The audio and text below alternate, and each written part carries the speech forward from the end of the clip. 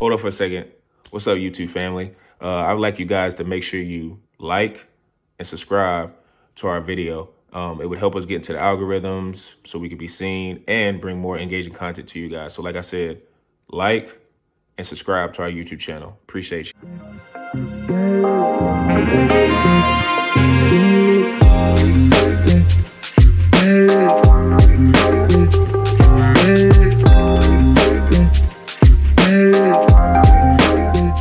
Welcome to another edition of the Pick and Downs podcast. I am your host, per usual, Sean Tyson, here with Zoo and Peebush. How you fellas doing? I'm doing well, man. Spent a little time down in Nashville this past weekend. Good time, man. Hot as hell, though. It's hot as hell, Sean. I don't know how you deal with South Carolina, which is I'll be there in 3 weeks. Actually, I'm going out to outside of Charleston in a couple weeks. But yeah, man, got to watch some great NBA games out. Man, that Luka step back for the win, man. Woo, just beautiful. Couple, I know we'll talk about, man, but tough to watch the Pacers, man. Their inexperience has finally shown through. But I will say, man, that series should be tied. And I said this to Sean pre-production. That series should be tied 2-2 right now based on win probabilities, man, towards the end of games. But that's not the way it shakes out, Zoo. That ain't the way it shakes out. And inexperience, like I said, shines through in the NBA especially. Yeah, dude, youth, man. Just playing extremely well against this Boston Celtics team, this Indiana Pacers team, but just can't get it done. But it's one of those stories where your moment's not now. You're a nice, young, cute, storied team that made the conference finals run. You meet against a team that just had heartbreak after heartbreak after heartbreak, and it's their time now. It's their time to shine. They're going to have a berth to the NBA Finals to see a chance to have some redemption after losing a couple years ago to the Golden State Warriors back in the day when they were the prohibitive favorite, I would say, that Boston Celtics team. So you got a chance of redemption. Yeah. So they got a chance of redemption. I think even Indiana fans, all you could do is clap your hands. Your best player got injured. He was out. He was looking like Arthur on the bench out there. So they put up a competitive fight without their best player. So you got to shout out the Indiana Pacers. They played extremely hard. I got to shout out Andrew Nembhard. Yes, we were just talking about him. Yeah, I remember him and Gonzaga. Yeah, it was like a nice little point guard. He's showing that he's a real NBA guy. So good combo guard. Exactly. Like Indiana showing something. They got some nice young talent up for the future, but they're a future team, man. And for that Dallas series, that Luka Doncic, man, Jesus Christ. Another future team in Minnesota. Dude, oh my God. This guy's doing that shit talking, straight hustle, man. He's hustling Ant Edwards, man. That's what he's doing, man. That knee looks nice now. I know he's still laboring, and I saw on a TNT one of the posts. I think after the game winner, he had the big old bag of ice on his knees, which a lot of NBA players do. But whatever the Dallas medical staff is doing, they're getting him right because he's making clutch shot after clutch shot. And one quick fact on comment on the Pacers. I was telling people it's like Nembhard has played to the point where I almost wonder, like, I don't know what holes they need to fill, and I guess you just want to maybe keep him on your team because, like I said, he's a combo guard, so he's not really a true point. But it's like his fight and just elite shot making was a pleasant surprise, and it's making me wonder and think about the Pacers next year when they get Bennett, Mathurin back, and of course Tyrese going to be back and healthy. That team's going to, and I don't know what the draft capital is this year. Maybe they can make another trade up in the draft and maybe get somebody that is because like I said, in this draft, it's a lot of guys who can fit specific needs. So it's like if they find somebody in the draft that could fill a cog, they could be interesting next year. And, I know it's a lot of jokes on the East and it being weak, but next year could be the year where it's like, okay, now these teams are starting to grow. So salute to the Pacers. You got nothing to hold your head down on. But we're going to get into these conference finals.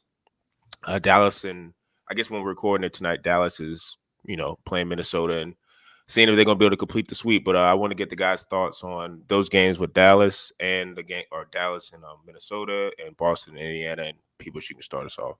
Man, yeah, I mean, you guys said it already. Shout out to the Pacers, man. Zoo, I think you made a great comparison last year. Very much like that Trae young Hawks team that made the Eastern Conference Finals a handful of years ago. Unfortunately, Zoo, let's just hope that they don't follow the same path that Hawks team did and kind of stayed irrelevant in that Chicago Bulls no man's land is what I like to call, man. Unfortunately, that's kind of how the East has been shaking out the last couple of years. Some teams just hovering around the 500, below 500 mark. But to your point, I think, Sean, you asked us kind of who to place blame on. I don't think, you can blame it on experience. I think everybody saw that the decision-making and the turnovers were probably the biggest part of that series. I mean, if you look at total stats, the Pacers had 62 in the series, and that's across 4 games. All right. Yeah. And the Celtics only had 42. And so a 20 turnover differential, those were coming in crucial minutes, empty possessions, poor shot selection. And honestly, that one steal by Jrue Holiday was great defense too. So, you're going up against a superior team with more experience. I don't think you can really place blame on anything other than, hey, maybe Miles Turner didn't start showing up towards the latter half of the series, but he is a beneficiary of Tyrese Halliburton in that 2-man game. And once Tyrese went out for games 3 and 4, it was going to be really hard for Miles Turner to really get going, get that top of the key 3-point shot, Zoo. That's his bread and butter, especially when he doesn't have a hand in the face. So, it's hard for me to blame anybody. I thought Pascal Siakam actually played a fantastic series. You've already shouted out Nembhard. TJ McConnell, unbelievable backup. I've said that multiple podcasts now. I think he could be a starter. He could be a starter. I think he could be a starter. He could be. You know what? He could be like a Mike Conley kind of guy for their own respective team in a starting lineup. So we'll see if he gets moved around. I'm not sure of his contract situation. But as for the Celtics, man, I'm pissed I didn't take Jaylen Brown for Eastern Conference Finals MVP, man. But based on how Tatum was playing in the playoffs, it wouldn't have been a bad bet. I mean, Brown. I mean, he showed up scoring wise. He was aggressive on the defensive end. Tatum did end up putting up pretty good numbers. He had a couple really nice games. But this was Jaylen Brown's series. Jrue Holiday definitely stepped up as well. I actually was, and I said this at the beginning of the series. With Al Horford, I thought that was going to be something that the Pacers were going to exploit. And in game 1, they did. Miles Turner had almost 20 points in the first half against Al Horford. But Missoula and the team, they made some adjustments. They kind of forced Miles Turner out of the pick and pop game. They out-schemed him, Zoo, on both ends of the floor. So I was impressed that it was a clean sweep, even though it shouldn't have been. The Celtics had the perseverance to close out some of those janky first quarter to third quarters. They somehow pulled it together towards the end of the fourth quarter every single time. And this is the outcome, man. So it's exactly what we thought. Once the Bucks got injured, I think we all saw the Celtics coming through. So not too against expectations. Yeah, absolutely. Like when the Bucks into Philadelphia, those injuries occurred, man, right before the start of the playoffs. Like it was the Boston Celtics at minus money of coming out of the Eastern Conference versus the field. Like versus the field. That is absolutely insane. So I'm like, and pretty much they proved like they deserve those odds because it was not much of a challenge like for this team at all. They only had 5 game series and a sweep. Like this team took care of business. Like even though they had some really bad games, or one Miami Heat game, they had one of the greatest shooting performances of all time in the playoffs with the 3-pointers makes. I'm like, okay. They're going to bound to lose that game. So they took care of business of the teams that were in front of them. But if you look at the competition, it just wasn't that good. It wasn't that good. It's not their fault. It's not their fault. They can only beat the teams that are in front of them. But if you look at the rosters, Cleveland Cavaliers lost their best player for Donovan Mitchell for a couple of games. Indiana Pacers lost their guy in Tyrese Halliburton for a couple of games. And the first round, obviously, against the Jimmy Butler-less Miami Heat. So you played 3 consecutive teams and lost their max player. Like these guys are not just their best player. These guys are making max contract money. So these guys are legit perennial all-stars in the NBA right now. So like they beat the teams that they could and they dominated and okay. But like this is their, like right now they're the definition of championship or bust. Cause I don't think anybody in Boston is like, woo! Eastern Conference champions, Larry Bird trophy for Jaylen Brown. No. They don't care at all. These Boston fans have been they've been this close too many times. They thought it was last year, especially against the 8th seed of the Miami Heat. That we're gonna make it back to the finals.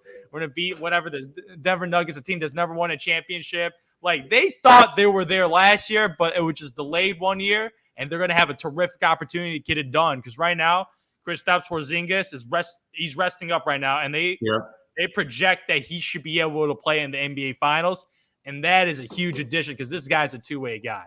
This guy's two-way guy, rim protector and 3-point shooter, and a good. I think he's a solid post player on smaller guys. So you're adding an extra dimension, a guy that they've missed. Like This Boston. It's the only reason the games were close to against the Pacers. He wasn't playing. Yeah, exactly. So the teams they did play against did have injuries, but they also had a significant injury too. Like I would say, Kristaps is probably their third best player on this team right now. Like Kristaps Porzingis to this team is probably their third best player, and they were without him for pretty much the entire playoff run. So they have not been whole this entire series. And this team that won 64 games in the regular season and had like a 10-plus point differential. So this team's been dominated in the regular season, dominated the postseason, and now you're going to have an opportunity to win it all in the championship game against whoever comes out. So I'm like, this is your opportunity. Yeah. So as I said, I haven't been impressed. But when you win the championship, then I give you your props. Yeah. Then I give you your props because the golden path was laid out for you, and you guys just went down the golden path, and you guys did your job. Shout out to Jaylen Brown for winning. He got the largest contract in NBA history, and the conference finals balled out and showed out with one of that pretty much game-sealing three that forced overtime and pretty much sealed the series with that shot. Unbelievable. Because if you miss that shot, they're down 1-0. They're down 1-0. And maybe they still win the series in 5 or 6 games, but a 4-game sweep just gives everybody more rest, especially Kristaps Porzingis the time he needs to come back and win the NBA championship run. Because right now, they have everything. Everything's locked and loaded for this team, right? They're fully loaded, ammo, extended mags. They're ready to go to get it done. So, Boston Celtics, this is your opportunity. Let's see if you get it done this playoff run. I kind of am with you with the Kristaps Porzingis angle with him being injured and, him be able to get the extra rest.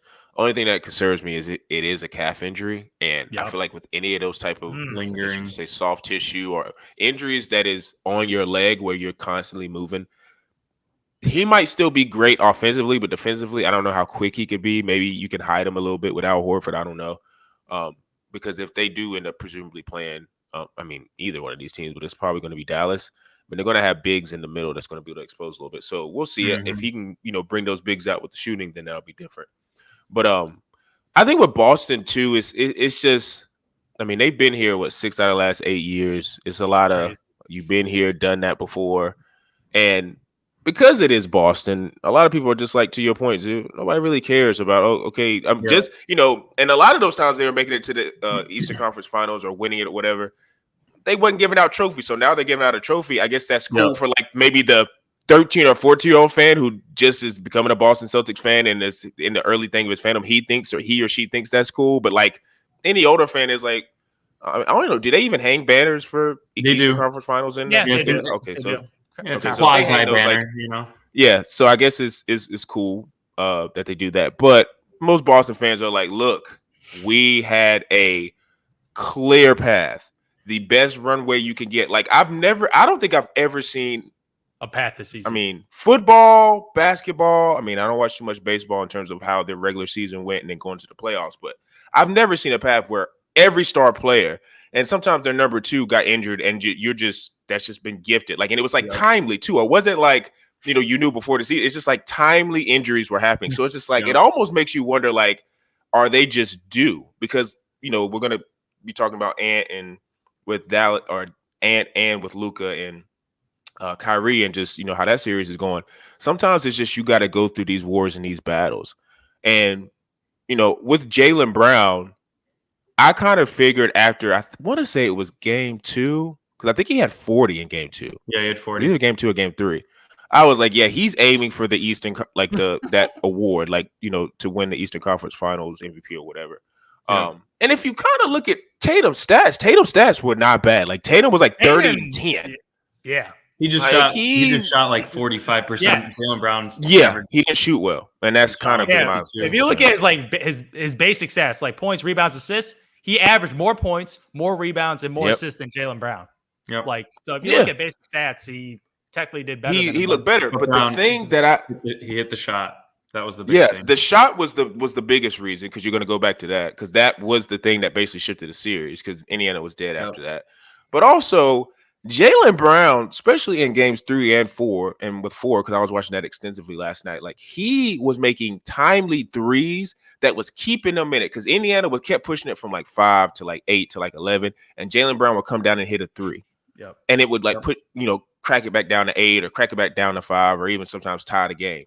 And the one thing I'm noticing with Tatum that's just the most annoying thing about his game is he relies too much on a guy who's supposedly 6'10", however, 215 with a crazy wingspan on the sidestep, fallback 3. I cannot stand that shot. And he's not shooting well from 3. And it's been a couple years now. He's shooting around 32% in the playoffs. He's not shooting it well. No. And he made one clutch 3. I think they may have been up by a couple or they, it got it within one. He made one clutch 3 down the stretch. But I'm getting to the point now, I trust Jaylen Brown shooting those shots more than I trust. First off, I mean, Jason Tatum's mechanics look weird on the 3. His shot is a little weird. It works for him because it's a 2-shot it's motion. Yeah, it's kind of like a Richard Lewis 2-pronged shot. And for me, it works for him because, like I said, he shoots well in the regular season. Now, some could say that don't matter because why aren't you doing it in the playoffs? It's only been 2 years because he was shooting, I think, pretty well the years before. Oh, yeah, a lot better. It's only been the last 2 years he's been seeing this 8% drop off from 39, 38, 37% from 3. So nobody – I don't think he's a bad shooter. But, I know we've always had these arguments about Jaylen Brown and Jason Tatum, and the universe agrees that Jason Tatum is the better player, but I'm almost starting to think it just kind of seems like Jaylen Brown is the clutcher player. I know Jason Tatum had that 55-point game in the 76ers, and everybody likes to talk about that. But it just seems like with Jaylen Brown, it's not even just clutch moments in terms of the last shot or, like he made in game 1 or like a game-tying layup or whatever he's done in the past. It just feels like he is really good at when it seems like the game is good. Because like I said, Indiana controlled a lot of these games. It wasn't like, it's a 4-game sweep, but not all 4-game sweeps are created equal. These were competitive ass games. Yeah. So it's like Indiana was putting pressure on Boston, and it felt like Jaylen Brown was making now I will say Al Horford, I think in game 3 made 7 threes, and it's like, okay, well, that's high. Career high. Okay, it's like, okay. And it's like, I wish I was betting on him because I would have smashed that over. But unfortunately, Sean only had him at 2+ threes. I should have had him at 4, man. Yeah. So it's like, Al Horford had an anomaly, but Jaylen Brown, I just feel like whether it's that shot in game 1 or when he's been making those timely threes or even making clutch, defensive plays, I think he had a 3-play sequence where he was blocking a shot, got a steal, I think, made a shot. He's just showed up. And it's to me that two things can be true. Jason Tatum is the best player, but I do think Jaylen Brown, and we're going to see in the finals because, like I said, I think the Broncos play Dallas. I think Jaylen Brown as a scorer, I might want him right now more than Tatum.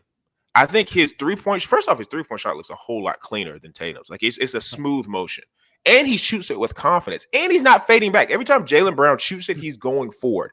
Tatum with that, I don't understand why at 6'10", he's not 6'5" or 6. He's 6'10" doing fadeaways. I don't understand why that's a part of his game. And the 3-point shot alone, for most NBA players, it's not a difficult shot. But why would you make it more difficult when you're fading back or going to the side on these shots? It looks cool if it goes in, but it's it's a harder shot. It's a harder shot. And to me, him being the size he is at 6'9", 6'10", he should be in that mid-range to get easier shots.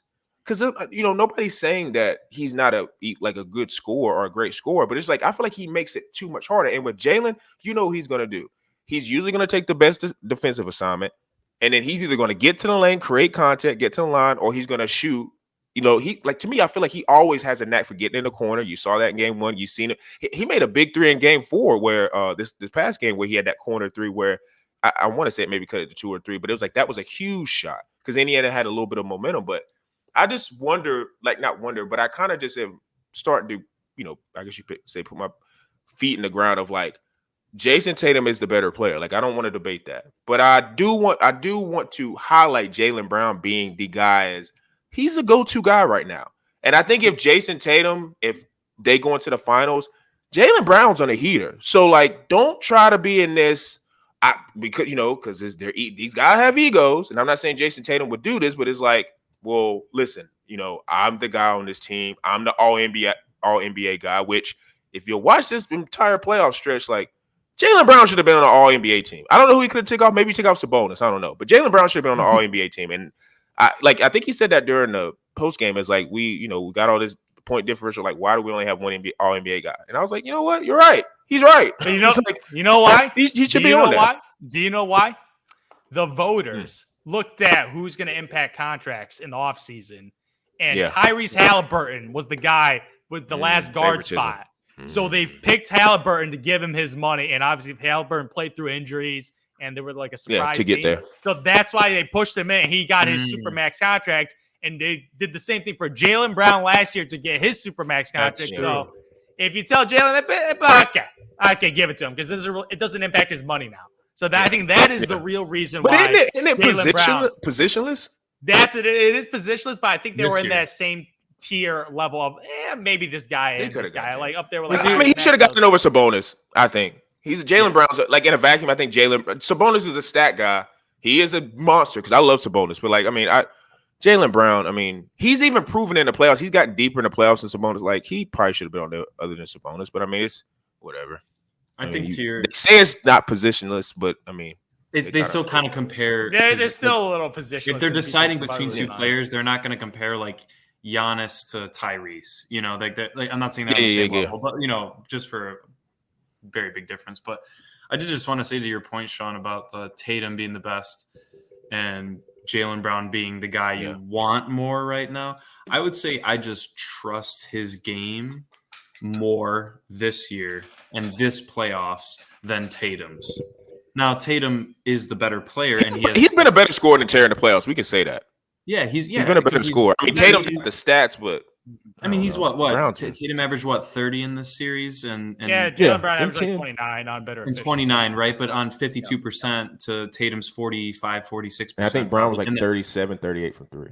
And and he was much higher than on 3-point range. So I just think like I agree with you, Sean, on that. I think I'm not going to debate the Tatum being worse than Jaylen Brown because, you know, we've talked about that and, you know, you can go any which way that you want. And I think to your point though, Sean, it can change on any given night. It's just that in this playoffs, Jaylen Brown has had more of those given nights than Tatum has and has done it a bit more consistently. So honestly, has Tatum ever had a quarter three though, like Jaylen Brown? Has he ever had a moment like that in his career? I'd have to go back and look, but like I've never. That's the thing with Tatum. Against the Sixers when he was raining threes. The 55, yeah. But I'm saying, did he make? No, I'm talking about like what he made. Did he make like a game, like basically a game defining where it like tied it up or like to like where it's oh my god, like that type of moment. That's the thing. Jaylen Brown's shot was literally Ray Allen. That's pretty much what it was. It was Ray Allen on the Heat to 4. I know it's the finals and he got fouled too. But yeah. But they were down. It was literally to force overtime. Right, so I mean that was pretty much the whole thing. And then once, and the team that hits that shot always has the momentum going into overtime. Yeah, I knew it was over. Yep. Second win. I think too, it's personality more than anything too. I think because even if you're like, and this is probably just a little bit of the nerd in me, but sometimes I love to like go back and rewind, like when it's going into timeout where like maybe they've been struggling. It's not just Boston, but any team where they're struggling and like who's talking. It's always Jaylen. He's always the most animated on the bench. And I think Tatum's personality is a little bit more beta. Passive. It's a beta personality. He's not I mean, he'll talk if somebody's talking to him, like, but that's not his, that's not like really his style. That's not he's not doing what Luka was doing to Gobert. He's not doing that. He's not doing that. And that. Well, I don't know if we want to switch it, but I was going to say that's also a switch that we've seen with Kyrie, because Kyrie used to be kind of the quiet guy on the court, and LeBron was the one kind of running the show, right, being the leader. Well, you look at this Mavericks team now, and Zoo, I think you pointed this out last week. He's the veteran guy. I mean, you could argue that Luka's a veteran, right? He's very poised. He looks like a veteran, but Kyrie's been there. He's done that, and he's hit some big shots. So it's interesting that Kyrie's kind of done that flip a bit as well and become the vocal leader that Tatum maybe needs to start kind of taking notes on. But I think that maybe it's just not him, though. Yeah, I don't think that's him. He's been in the league longer. I don't think that's his. Yeah, that's a perfect comparison. That's a perfect example. He got that KD personality. He's a beta. Yep. He's just chilling. He might have an alpha game, but he got a beta personality, so it makes him a little more of a twin. That may be why him and Brown work so well together. Is because and I'm not saying Brown is a avid trash talker, but you can kind of tell just even in his game along how he plays, it's way more aggressive style. It's more physical. It's more of a he's played. First off, Tatum's a great defender too, but like he's a little bit more. He takes the best. Jaylen Brown usually takes the best defensive assignments.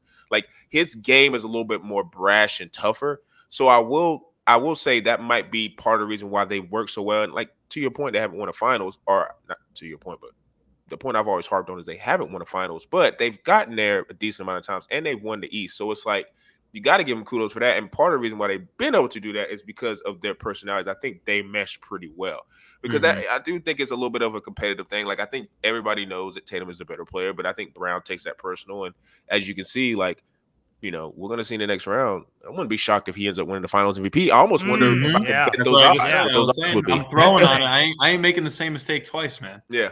Yeah, all I gotta say is like Jaylen Brown, if he wins Finals MVP, I don't think anybody is gonna be shocked as the second best player.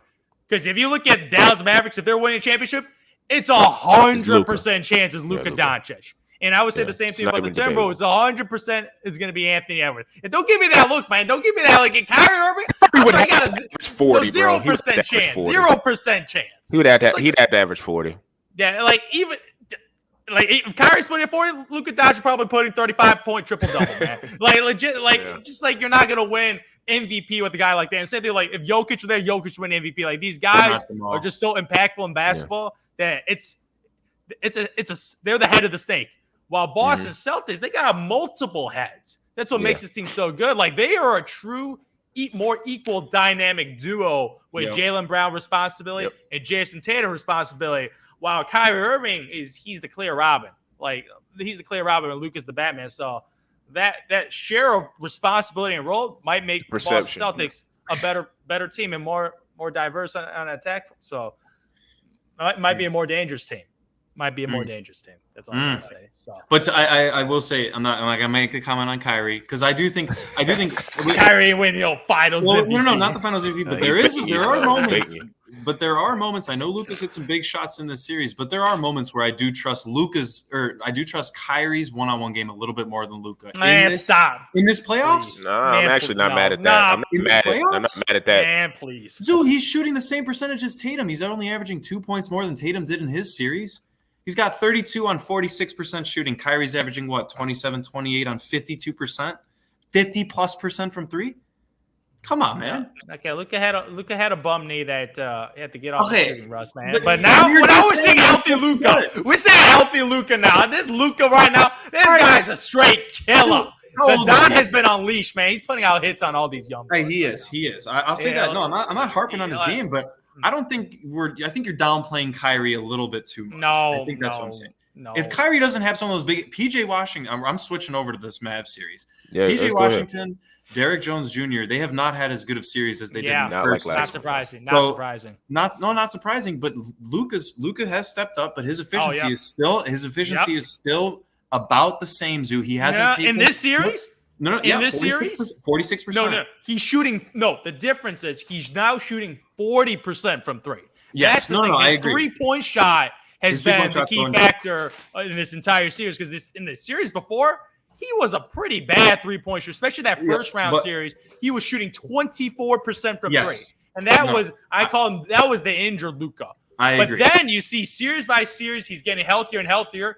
39% against OKC Thunder, and now he's at close to 41% against the Minnesota Timberwolves, which is probably the best team. So I'm saying that how we always talk about how the best players take a step up in their stats from the regular season. Luka has not taken that step yet. He hasn't done it yet, and maybe it's because of his knee. It's very possible. But in the regular season, he put up 33, 9 and 9. There's not much to go up to. I'm talking about his percentages, Zoo. His percentages are not there. His shot selection, sure, he's hitting his three a lot more. But Kyrie's shot selection has been pure pretty much all playoffs. And so I would say he's been more consistent. And to your point, you got the knee. But if they don't have PJ Washington and they don't have Derek Jones Jr. having good games and they're without, who knows how long Derek Lively is going to be out with that scary knee. Huge loss. Because let's be honest, Daniel Gafford came in and he had those difference maker moments in Game 3. He did. But there was a reason he was losing minutes to Derek Lively. Yeah, there was a reason he was starting and then getting pulled about 5-6 minutes into the game. So if it's only relying on Luka and Kyrie again, Luka's been a bit more volatile than Kyrie. That's my whole point. He's just been a little bit more volatile than Kyrie. Not saying it's going to be the finals, and that's the reason they lose is because Luka's going to implode. But it is something to monitor, seeing how Kyrie has become more aggressive, has actually made them playing better. That's my whole point. And when Kyrie's scoring, that's when they're winning games, man. Like Kyrie Luka's being passive and making passes. No. Luka's going to do his, but I made the same point about the Timberwolves, man. Ant's always going to get 20 to 30 shots a game, but they're not going to win any games if Cat's shooting 28% from the field, man. You're not shooting 1,500 shots in pregame. I'm sorry. Liar. He's a liar. He's a liar. And you know what's funny about that? Look at all their other players. Look at all their other starters plus Naz Reid. They're all shooting 50 to 55%. Well, except Mike Conley. I think he's at 47. But he came up huge in a couple games for the Timberwolves to keep games close.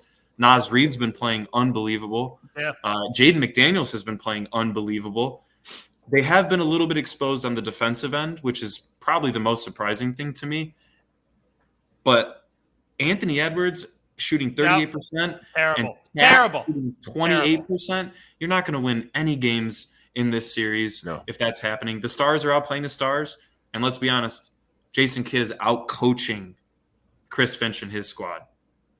He is out coaching him. He's out schemed him on the offensive end to get Luka and Kyrie good shots. And he's done something well on the defensive end to make Cat go 0 for 8 from 3 in a game, man. I don't know what he's doing. Yeah, I'm telling you, dude, Cat, I remember last series, I was giving this guy props for showing up in the playoffs for 2 series in a row, shooting over 50% for 2 consecutive series. Mm-hmm. He is shooting 28% from the field. 28%. He's shooting 13% from 3. On 7 3 attempts. So he's shooting 7 threes, and he's only hitting 1 a game. Zoo, how many threes has he actually made in the first 3 games? He's only made 3 threes.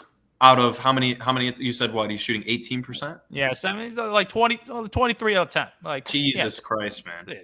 Like awful. Just straight awful. That's awful. Like from Cat, I kind of expect this because I was never a big Cat guy. Like he has those games where it gets hot from 3, he gets his confidence, he hits his jump shots, but when he doesn't hit his jump shot, he doesn't really do much else. So like Cat, I expected that.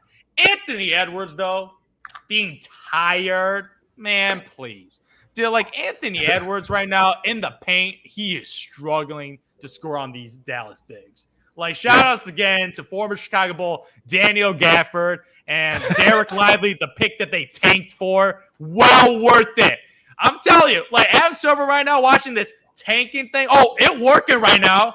Because tanking last year might help the Dallas Mavericks of winning a potential NBA championship. And that is not like Derek Lively. That's the worst nightmare for Adam Silver. It is. And like if you look at it, like they tanked on purpose and they got rewarded for tanking. And now they're 1 game away from being the NBA Finals. And this rookie is playing like a young Tyson Chandler.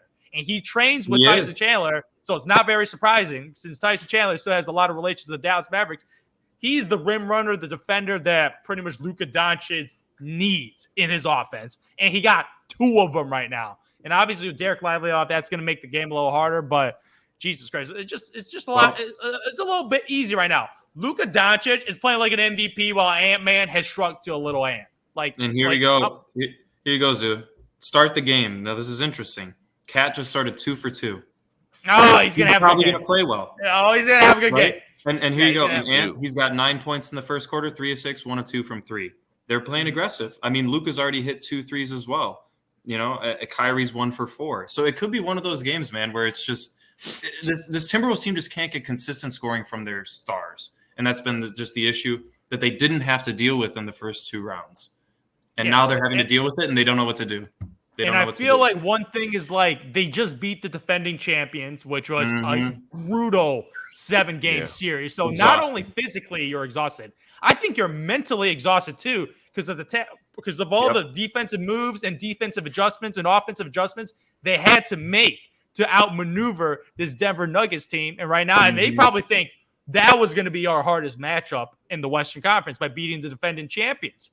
But now this Dallas team comes in, punches them in the face multiple times in these 2 ridiculously close games. Like those were 50-50 games, and losing those games at home, that is just mentally draining too. So I'm like, this is a young T-Wolves team that struggled multiple years in the first round of the playoffs. They finally broke through to the conference finals.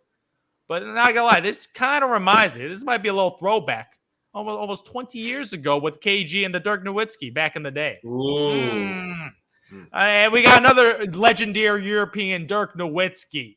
And we got an alpha dog in Kevin Garnett. We're having a little reincarnation of that in Luka Doncic versus Ant-Man. So history might be repeating itself right now. History might be repeating itself. Let's be honest, though. We've seen some 3-0 comebacks, man. We saw it last year. Forced the game 7. Different teams, of course. But if they win this game, you got to remember, they are going home. I think if they win tonight, it could go 6. I think Mavericks close it at home. At latest, it's going 6. I think the Mavericks would close it in Game 6 in Dallas because if they do take one on the road in Dallas, I mean, they're not back in the series, but they do get to go home. So we'll see how it shakes out, man. Yeah. Part of the reason with the Minnesota Timberwolves why, I mean, I picked Dallas in 7, but I was worried about their second option. The whole season we heard about how if the Timberwolves play the Nuggets, like they're built to beat the Nuggets, and we're going to see how this pans out, and they actually ended up doing it. But I think we're also seeing in all of these playoff matchups, these styles make fights. And I just think with Dallas, it's kind of simple. They have 2 guys who are elite shot makers. They're 2 guys who are, I wouldn't say elite 3-point shooters, but they're really, really good 3-point shooters. They both can create off the dribble. And the thing I've noticed about Dallas and how they're attacking Minnesota with Luka is, the difference in the last series is like with Jamal, he's maybe 6'4" on a good day, 6'5". You got Jokic in the middle. But Jalen McDaniels, Nicole Alexander-Walker, they're big wings theoretically in terms of length, but they could match up more with Jamal because they're taller and they're able to, keep up with him laterally. Luka is such a unique guy because he's not only 6'8", he's like 240, 250. Yeah. He's strong as a bull. And is an elite passer on top of being an elite creator.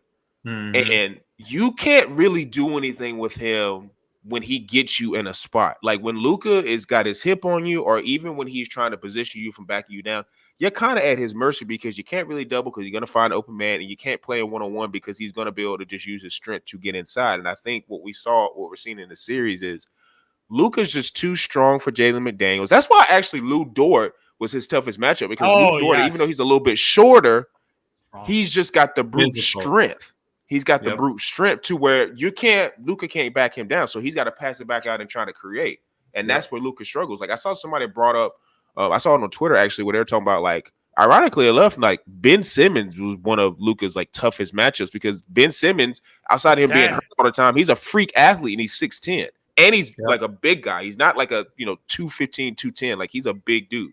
So I think with these matchups, going back to styles make fights, I just think Luka, once we kind of, I saw in the game 1, it's just he could get into the lane. He's so good at decelerating.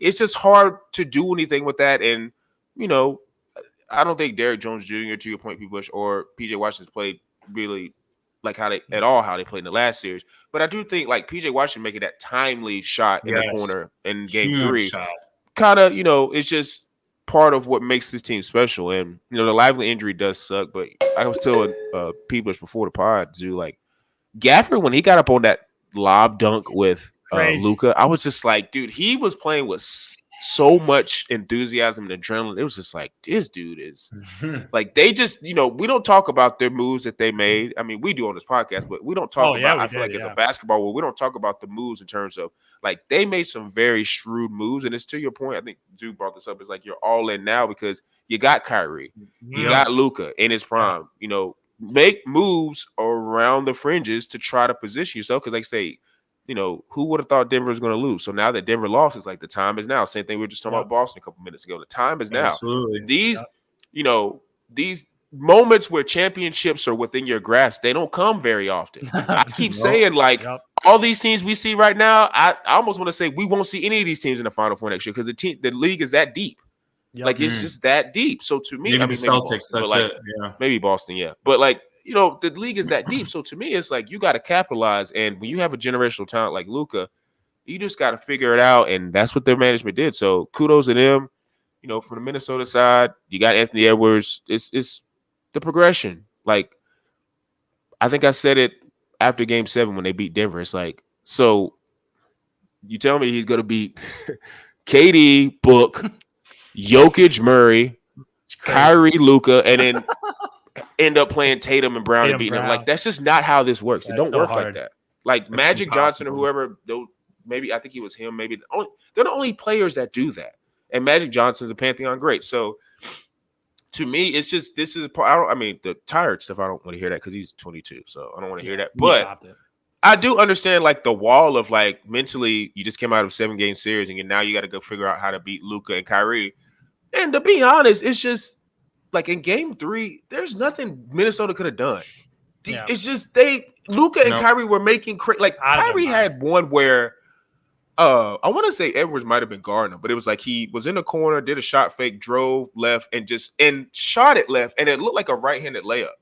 Like when Kyrie's making shots like that, and that's why I think, due to Peebles' point, is like I get where he's coming from in terms of like nobody's saying Luka in terms of shot making or like in terms of if they're both playing at the apex, he's better. But like Kyrie is, I saw this tweet on actually TikTok, and it was like a dude talking about if Kyrie was 6'6", he would be a top 5 player all time. I believe it now. I believe it. He is only limited by his height. If he was 6'6", he would be one of the greatest scorers we ever saw. He's like Allen Iverson. It's the Allen Iverson. Literally. And I think his bag is, I think like AI maybe, man, I think Kyrie's a better shooter, obviously. I think he's a way better shooter. Like Allen Iverson's bag in terms of crossing, like they're probably like wash. You can say that's a wash. But in terms of shot creation, and I've seen Allen Iverson highlights, he was for a little guard. He had elite shot creation too and making tough shots. But Kyrie is just a different type of like. It does not matter if you're his height, 6'6", 6'8", 6'9". He is getting his shot off, and it's clean every time. Like I think people said, it hits the net. It don't like rattle in. It's not luck. It's like, and if he does hit it off the backboard, it's like he meant to do that. Like he is such an elite shot maker to where it's precision. He's precise. It's everything with him is just on point. It's mid range. It's at the basket with either who. I don't think I've ever seen a player, regardless of how tall he is, that's made the amount of shots he's made effortlessly. Not like it's like some guys when they make a left-handed layup, it's like you can see they kind of like threw it up there and it goes in still because they're an NBA player. Yeah, but it's like they make it, but it just looked kind of clunky.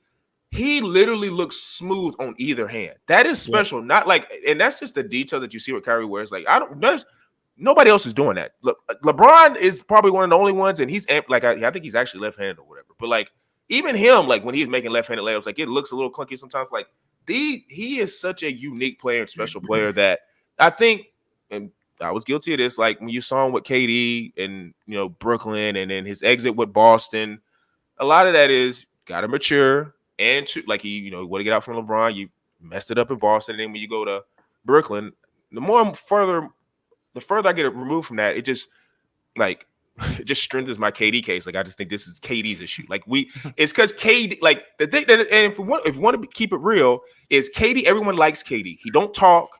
He's just a hooper. I just want to hoop. I'm just a hooping guy. So everybody loves that. People love people that don't talk. Kyrie's opinionated, and he pisses a lot of people off. So naturally, you're just not going to want to like him. But if we're just strictly speaking about games and what Kyrie's impact is, like that was more of KD's doing. Kyrie's a dude, and he proved it with LeBron, and he's proven it with Luka. When he's the Robin in his specific role, he can show up and make clutch shots and do what he's supposed to do, and that's what he's doing in the series. So I do get P. Bush's point. Like nobody's saying if Dallas is going to win, Luka has to be the man. It has to be like you said was it Game 3 or Game 2, making that's Luka's time. Like Kyrie can do that, but Luka has proven like if you go look at his laundry list of clutch shots that he's made, like Luka's made a lot of them too. So it's like with Luka, he has to be the guy. And when he is the guy, he's going to win the finals MVP. Like I said, unless Kyrie averages 40, then Kyrie will get it. But Luka has to be the dude. But I just think it's the to bring it back, like the simplest way I can explain it is Dallas has 2 shot makers, 2 guys who can get a shot whenever they own. It don't matter who in the world is guarding them. They're going to get their shot off. It's going to be a clean look, and they're probably going to make it. Minnesota has one, and the one that they do have is not really – I don't know what he's doing right now, but like in the last 3 games hasn't shot. He's got 14 in the first quarter. Yeah. And he's gunning because he's down 3-0. So, take it with a grain of salt. We'll see what happens with that. But it's just they have 2 elite shot makers. And, I'm interested to see. We're going to talk about it next week. Knock on wood, if Dallas gets there. I'm really excited to see this final. So Yeah. It'll be I'm an really interesting one. Yeah, A and new young champion. yeah, we're gonna get a new champion, and the storylines after whoever wins ends up winning, whether it's Minnesota, Dallas, or Boston. The storylines going into the offseason are going to be fresh for sure, and it's going to be. I mean, the same guys like LeBron, they're always going to dominate. LeBron's going to dominate headlines until he retires, but like it's still going to be fresh in terms of like these are young budding stars on all three of these teams, and that's something that I'm excited for. So, I know a lot of people are disappointed that these are like 7-game series, but I mean it's elite basketball. Like last night's game with Dallas was like that was when you talk about elite shot making, it's just what you want as an NBA fan. Like it's just that dunk by Ant. I mean, it was that that comeback got by the T-Wolves. That got it started, and it's like back and forth. And it's to me, I always love. These have been the best. It's just like if the Mavs win tonight, these have been the best sweep series I've ever seen. Yeah. Sure. Competitive sweeps for sure. Yeah. Very competitive. And we'll see what happens with Dallas and Minnesota. But like I was saying before the pod, it's going to be a little bit more shorter. But we're going to come back next week, hopefully talking about the finals, seeing who's going to be playing and doing what. Make sure you guys are locked in. Basketball season is almost over, but summer's here. It's kind of a little bit more of a lull, but we're gonna have a lot of things coming up with NFL. Like I said, whether it's fantasy football, whether it's different rookies getting acclimated to their rosters. You guys make sure to focus in on Tyson Talks at Instagram, Quantrill Knows on YouTube, Apple, Spotify. Make sure you listen to us on those mediums, and when you do, give us a 5-star review. Make sure you like and subscribe to get us in the algorithms. And for me, Zoo and P-Bush, we are.